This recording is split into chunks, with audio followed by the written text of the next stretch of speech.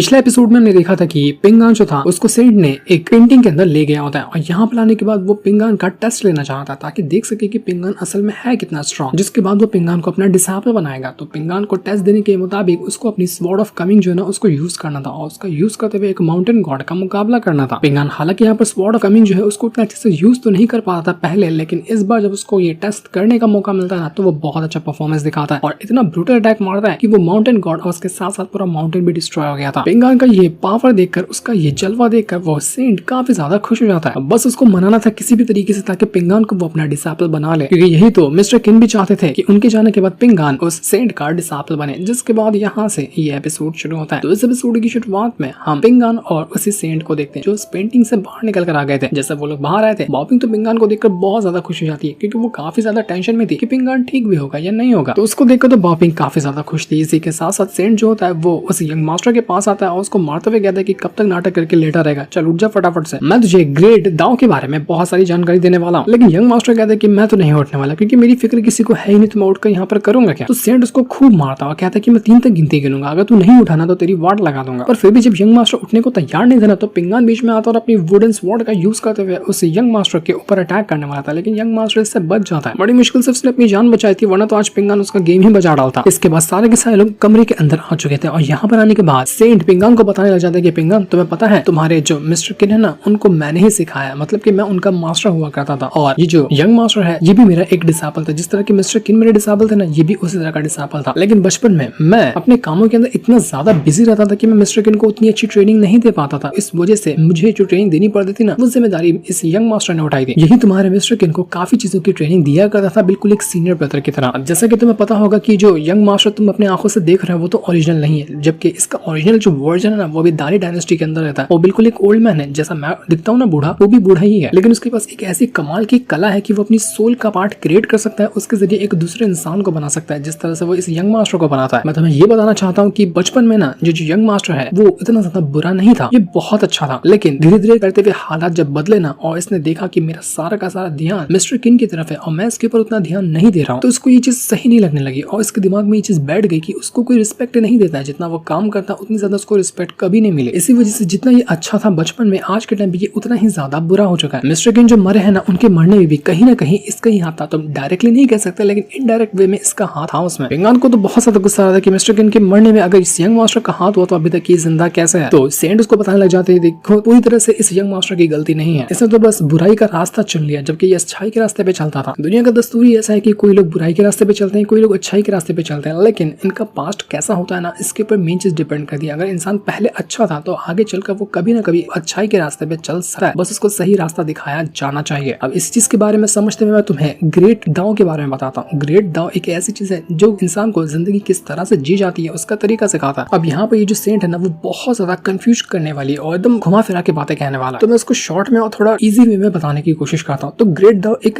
ऐसा रास्ता है, ये एक ऐसी चीज है जिसके जरिए हम पता लगा सकते हैं कि इंसान किस तरह का था, मतलब क्या इंसान का जो एक्शन है उसके पीछे का उसका रिएक्शन क्या था। तो ये करने के लिए वो जो सेंट था सबसे पहले पिंगान के लाइफ एसेंस की थोड़ी सी पावर लेता है ताकि वो देख सके कि पिंगान ने अपनी जिंदगी में क्या क्या जिसको एक्सपीरियंस किया। तो जैसे ये चीज लेता है ना सबसे पहले यहाँ पर उसको दिखाई देता है वो की चुड़ैल जो कि लोगों को मारा करती थी, उसी के साथ साथ वो वाटर गॉड जिसने भी कई सारे लोगों की जान ली। तो अब यहाँ पर सेंट बताना शुरू करता है कि देखो अभी तो हम देख रहे हैं यहाँ पर कि वो चुड़ैल और वाटर गॉड कितने ज्यादा बुरे थे, इन लोगों ने अनगिनत लोगों की जान ली है, लेकिन हम ये नहीं जानते कि इनका पास्ट क्या था। हो सकता है कि पास्ट में कुछ ऐसा हुआ होगा जिसने इनको इस तरह से मजबूर किया कि वो ये रास्ता चुना। इंसान की मजबूरी उनको किसी भी तरीके का रास्ता चुनने पे मजबूर करवा देती है। इससे हम ये अंदाजा नहीं लगा सकते कि इंसान जितना भी वो बुरा दिख रहा है हमेशा से वो तो नहीं बुरा है। लेकिन पिंगान और बॉपिंग का यही सवाल था कि हमें तो नहीं लगता कि ये वाटर गॉड और वो जो चुड़ैल थे ना वो कभी भी अच्छे थे, उन्होंने जो रास्ता चुना है वो बहुत ज्यादा गलत था। लोगों को मार देना आखिर कहाँ से सही होता है। तो सेंट बताता है कि हेवन ने एक लॉ क्रिएट करके रखा है, उसके हिसाब से इंसानों को चलना पड़ता है और जो भी उस लॉ को बाहर जाने की कोशिश करता है या उस लॉ को तोड़ता है तो अल्टीमेटली वो बुरा ही हो जाता है दुनिया की नजरों में, क्योंकि अगर किसी ने लॉ को तोड़ा तो वो बुरा कहलाएगा ही। अब लोगों की बिना मतलब की जान लेना ये गलत ही होता है, लेकिन ऐसा भी तो नहीं हो सकता ना कि हर इंसान उस लॉ को माने। जरूरी थोड़ी कि दुनिया का हर एक इंसान उस लॉ को मानने लगे तो दुनिया तो बिल्कुल एकदम रोबोट जैसी चलने लगेगी। ऐसे दुनिया में कुछ ऐसे लोग होते हैं जो उस लॉ को नहीं मानते हैं और कोई दूसरा अपना तरीका ढूंढने की कोशिश करते हैं ताकि उस लॉ के बजाय खुद के रास्ते पे आगे चला जा सके। अब जब कोई इंसान ये करता है ना तो वो ग्रेट दाव से हटकर ग्रेट वे के अंदर पहुंच जाता है, यानी कि उस इंसान ने अपना खुद का तरीका क्रिएट किया कि वो उस अपने हिसाब से जिंदगी चलेगा। अब ग्रेट दाव का जो लॉ था जो कि हेवन ने क्रिएट किया था इसको काउंटर करने की बहुत सारे लोगों ने कोशिश की। कई सारे एक्सपर्ट आए इस दुनिया में जिन लोगों ने ने उस ग्रेट दाओ के लॉ को हटाकर अपना लॉ वहां पर क्रिएट किया, लेकिन किसी का भी लॉ इतना ज्यादा कामयाब नहीं था कि वो ग्रेट दाओ को टक्कर दे सके।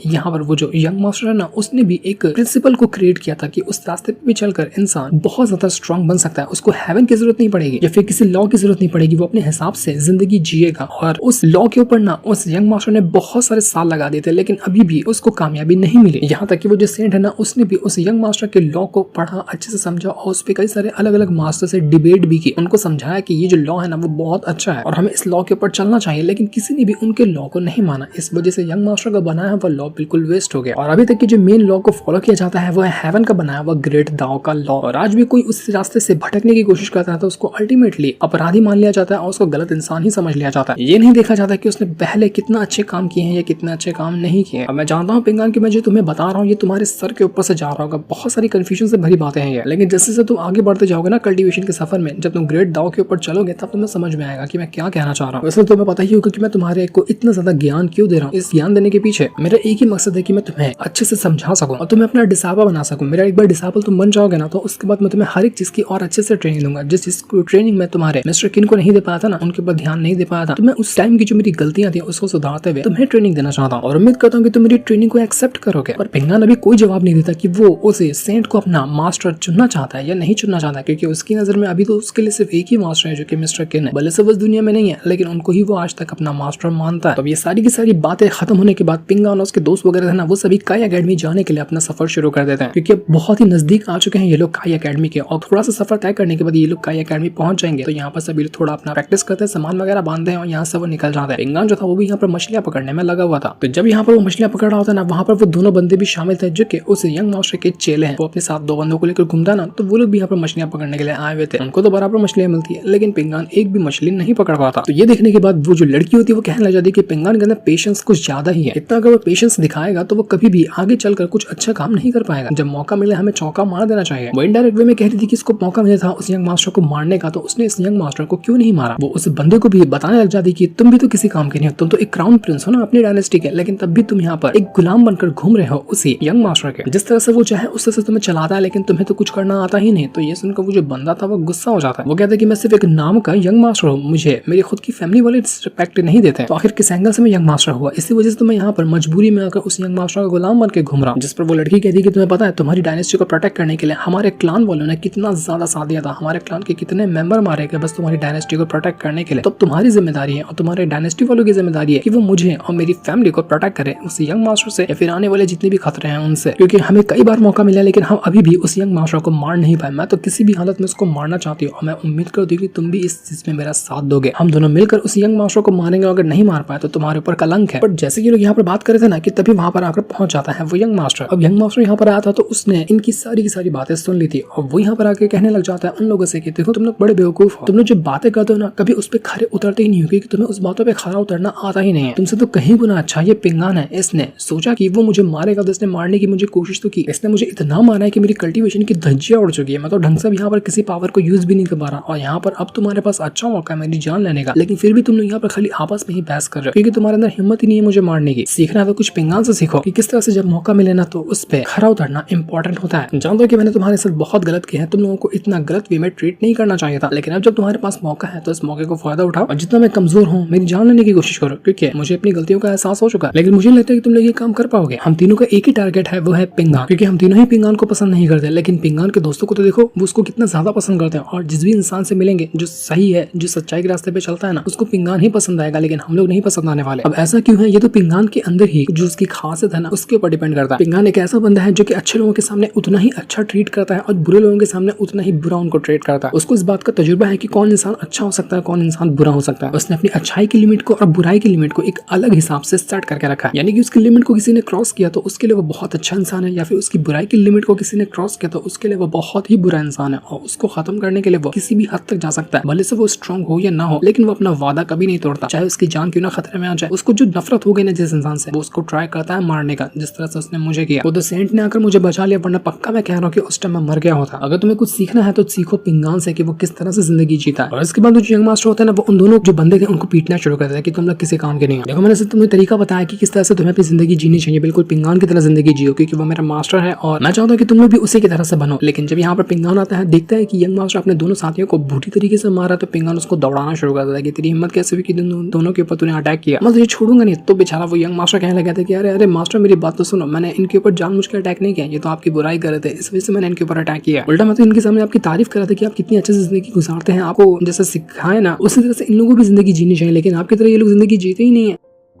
पर पिंगान को उसकी बात पे यकीन नहीं होता, उसको बहुत मारता है और वहीं पे दौड़ाना शुरू कर देता है। इसके बाद हम कमरे का सीन देखते हैं जहाँ पर पिंगान जो होता है वो उसी सेंट के पास बैठा हुआ था और यहाँ पर आने के बाद वो कहने लग जाता है कि आपने मुझे बताया ना कि जो ग्रेट दाव के लॉ है उसको फॉलो करना चाहिए। तो मैंने इसके बारे में काफी कुछ सोचा और उसके बाद मैंने ये नतीजा निकाला है कि जिसका जो प्रेजेंट है, अगर वो प्रेजेंट में बुरा है ना तो उसको बुरा ही कंसिडर करना चाहिए और उसको उसी के हिसाब से सजा देनी चाहिए। अब जैसे कि आपने उस चुड़ैल का मिसाल दिया था कि उस चुड़ैल ने कई सारे लोगों की जान ली, बल्कि उसका पास बहुत बुरा था, मजबूरी में आकर उसने इतने सारे लोगों की जान ली, लेकिन आखिर उसको किसने हक दिया कि वो इतने सारे मासूम लोगों की जान ले। अब जो जिम्मेदार था उसकी इस हरकत का, उसको उसकी जान लेनी चाहिए थी, लेकिन उसने जान ली बेवजह लोगों की। तो आखिर किस तरह का लॉ है? जिस हिसाब से आप कह रहे हो कि जो इंसान पास्ट में बुरा है वो आगे चलकर बुरा रहेगा, या फिर जो पास्ट में अच्छा है आगे चलकर वो बुरा हो भी गया तो उसके चांसेस है अच्छे रास्ते पे चलने के। लेकिन मैं ऐसा नहीं मानता। मैं तो मानता कि जिसने एक बार बुराई के रास्ते पे कदम रख दिया ना, उसको वापस पीछे लाना बहुत ज्यादा मुश्किल होता है। अगर मुझे मौका मिले तो मैं अभी जाकर उस चुड़ैल की जान ले लूं, ये कहते हुए कि उसने इतने सारे मासूम लोगों की जान ली जबकि उनकी कोई गलती भी नहीं थी। आपकी अंडरस्टैंडिंग और मेरी अंडरस्टैंडिंग में अभी भी आसमान जमीन का फर्क है। यही वजह है कि मैंने आपका डिसाइपल बनने से इनकार कर दिया, क्योंकि ग्रेट दाव हो या फिर हेवन के लॉ हो या कुछ भी क्यों ना हो, उनको मैं खुद अपनी तरह से अच्छे से समझना चाहता हूँ ताकि नतीजा निकाल सकूं कि जिस रास्ते पे मैं चलूंगा वो रास्ता अल्टीमेटली ठीक है या नहीं है, क्योंकि मैं किसी गलत रास्ते पे अपना कदम नहीं रखना चाहता। तो ये सुनकर वो जो सेंट था वो कहने लग जाता है कि पिंगान तुम्हें पता है तुम कितनी बड़ी अपॉर्चुनिटी छोड़, तुम नहीं जानते कि मैं कौन हूँ। मेरा डिसाइपल बनने के लिए लोग मरते हैं, लेकिन तब भी तुमने मेरा डिसाइपल बनने से इनकार कर दिया। कभी इसके लिए तुम पछताओगे? तो पिंगान कहता है कि अभी तो नहीं पछता रहा, लेकिन फ्यूचर में अगर जिस रास्ते में मैं चलना चाह रहा हूँ, जिस चीज के बारे में मैंने सोचा है उसमें मुझे कामयाबी नहीं मिली ना, तब हो सकता है कि मैं पछताऊंगा कि हाँ मैंने आपका ऑफर क्यों रिजेक्ट किया, आपका डिसाइपल मुझे बन जाना चाहिए था, लेकिन अभी तो मुझे कोई पछतावा नहीं है। क्योंकि किसी चीज को लेकर इंसान के अगर दिल में कंफ्यूजन है तो उसको वो रास्ता नहीं फॉलो करना चाहिए। और मैं खाली ऊपर के मन से आपका डिसाइपल नहीं बनना चाहता हूँ, क्योंकि आपको पता रहेगा कि आपका डिसाइपल मैं बन गया हूँ, लेकिन कभी भी आपको एज अ मास्टर एक्सेप्ट नहीं कर रहा। जो चीज आपके लिए भी सही नहीं होगी और मेरे लिए भी सही नहीं होगी। लेकिन हाँ, मैं एक बात आपसे कहना चाहता हूँ कि अगर जिंदगी में मुझे जो मेरा फैसला है उस पर मुझे कभी भी रिग्रेट हुआ ना, तो मैं एक बार फिर से आपके पास आऊंगा आपका डिसाइपल बनने के लिए। लेकिन अगर उस टाइम हालात सही नहीं रहे और आपने मुझे अपना डिसाइपल बनाने से इनकार कर दिया ना, तो मैं बिल्कुल वहां से रिटर्न लौट कर चला जाऊंगा। तो ये सुनने के बाद वो जो सेंट था वो कहना चाहता पिंगान से कि पिंगान क्या बात कहूँ मैं तुम्हारी, तुम ना बिल्कुल बिल्कुल ऐसा लगता है कि तुम मिस्टर किन के ना डुप्लीकेट हो। जिस तरह के तुम्हारे ख्याल है ना, मिस्टर किन के ख्याल बिल्कुल वैसे थे। आखिर इतनी ज्यादा सिमिलैरिटी तुम दोनों में कैसे आ सकती है? शायद यही वजह थी कि मिस्टर किन ने मुझे कहा था कि मैं तुम्हें अपना डिसाइपल बनाऊं। लेकिन अगर तुम यहाँ पर तैयार नहीं हो मेरा डिसाइपल बनने के लिए, तो मैं तुम्हें बिल्कुल भी फोर्स नहीं करूंगा। तुम बिल्कुल अपना रास्ता चुन सकते हो जो रास्ता तुम्हें सही लगे। इस वजह से तुम्हारी जो अंडरस्टैंडिंग होगी कल्टीवेशन की, इस कल्टीवेशन के रास्ते की, वो और ज्यादा अच्छी होगी। लेकिन तब भी मेरी तरफ से एक छोटा सा गिफ्ट है, उसको तो कम से कम एक्सेप्ट कर लो तुम। इसके बाद वो यहाँ पर एक स्टोन निकालते हैं जो कि क्रिस्टल जैसा लग रहा था, वो काफी ज्यादा चमक रहा होता है। तो पिंगान तुरंत यहाँ पर उस क्रिस्टल को रख लेता है, क्या पता उसके वो काम आ जाए और वो अच्छी चीज हो। तो ये देखकर वो जो सेंट था वो पिंगान से कहना चाहता है कि पिंगान देखो, तुमने मुझे यहाँ पर डिसाइपल बनाने से अपना इनकार कर दिया, लेकिन जब मैंने तुम्हें गिफ्ट दिया तो तुमने बिंदास इसको रख लिया, एक बार भी झिझके नहीं तुम। तो पिंगान कहता है कि कब कोई इंसान अगर कुछ गिफ्ट दे जाए ना तो उसको बिल्कुल एक्सेप्ट कर लेना चाहिए, वरना गिफ्ट अगर इनकार किया जाए तो देने वाले को बुरा लग जाता है। इसी वजह से मैंने इस गिफ्ट को एक्सेप्ट किया। तो ये सुनकर तुम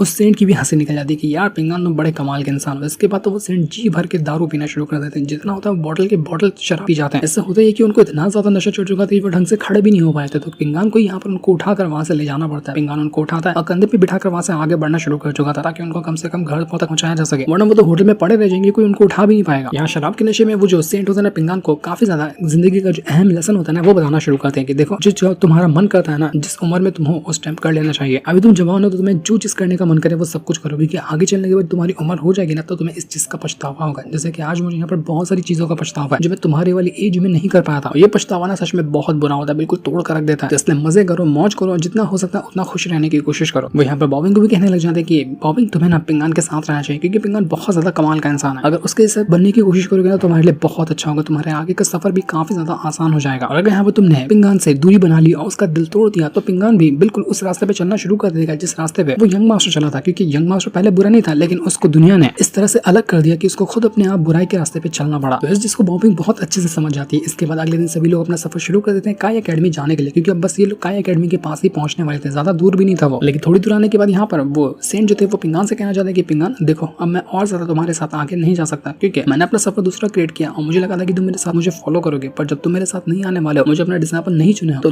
तुम्हारा रास्ता मुबारक हो, मैं तुम्हारे साथ अब और आगे नहीं जा सकता। लेकिन जाने से पहले ये जो यंग मास्टर है, इसकी जिम्मेदारी मैं तुम्हारे ऊपर छोड़ना चाहता हूँ कि तुम इसको अपने साथ रखो। इसके साथ अपने साथ रखोगे ना, तो तुम्हारे साथ रहते रहते ये भी थोड़ा अच्छाई के रास्ते पे चलना शुरू कर देगा, और जिस तरह का ये पहले अच्छा इंसान हुआ करता था, वो रास्ते पे वो लौट जाएगा, क्योंकि इसका बुरा होने में कहीं ना कहीं मेरा ही हाथ है। और अगर ये अच्छा नहीं हुआ ना मेरे मरते दम तक के, तो मुझे इस बात का हमेशा रिग्रेट रहेगा। इसलिए मैं चाहता हूँ कि तुम इसको अपने साथ रखो और मुझे निराश बिल्कुल भी मत करना, मुझे अब यहाँ से जाना होगा।